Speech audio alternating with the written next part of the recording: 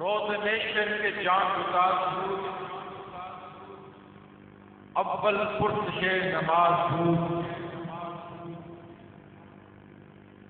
کل روز قیامت ہوگا، بندہ اللہ تبارک و تعالیٰ کے سامنے پیش ہوگا، رب تعالیٰ فرمائے گا اے میرے فرشتوں، یہ بندہ حساب و کتاب کے لیے آیا ہے، سب سے پہلے اس کی نماز کو دیکھو تو نماز پڑھی ہے یا نہیں۔ فرشتے شخص کی نماز کو چیک کرتے ہیں اور اس کی گنتی کرتے ہیں،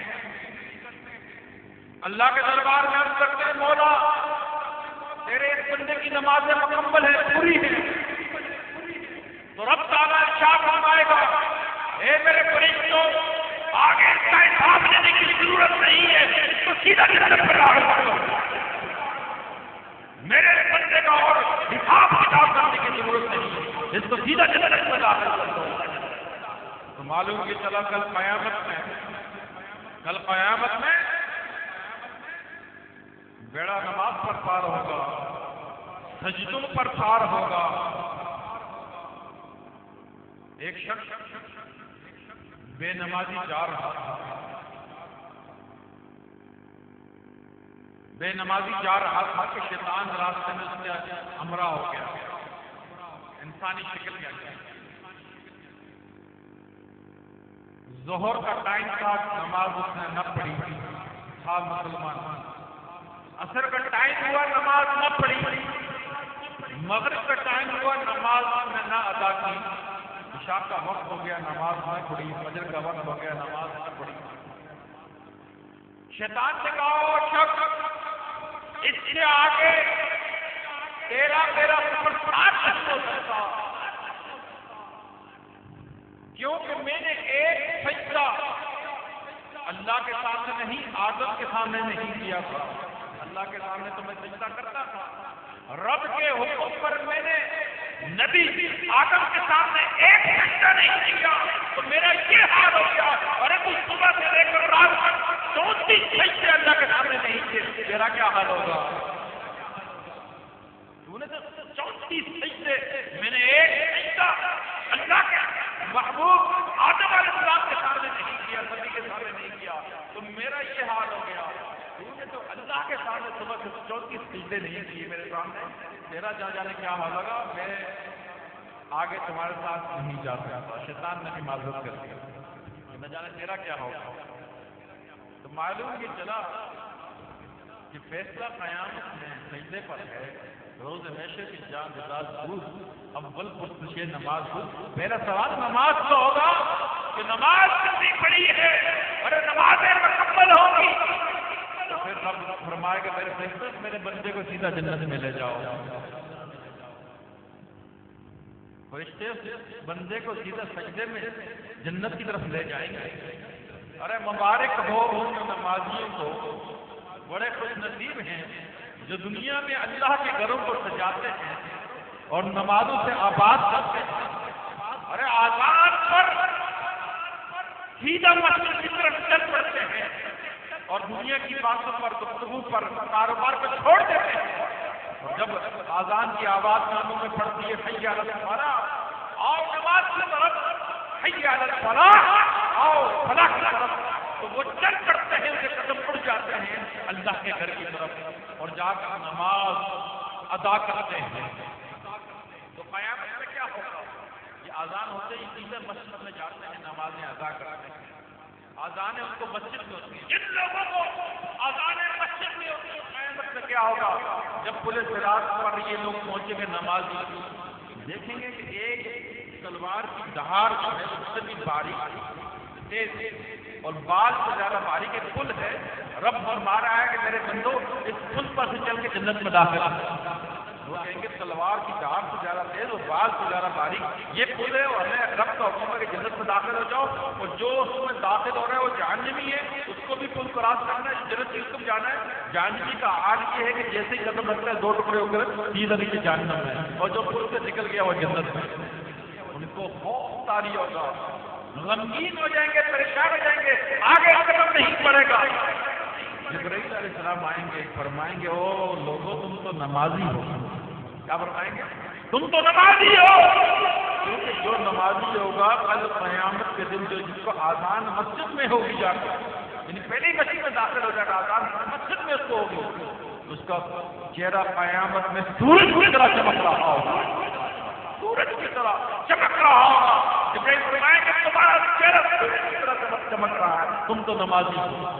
اور جو آزان ہونے کے بعد مسجد میں داخل ہوں گے ان کا چہرہ قیامت میں چاند کی طرح چمک رہا ہوگا.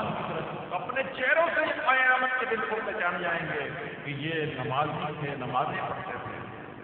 چنانچہ جبرائیل فرمائیں گے تم کیوں گھبراتے ہو، تم تو نمازی ہو. کہیں گے ہمیں خوف آتا ہے یہ سارا منظر دیکھ کے ہمیں ڈر لگ رہا ہے.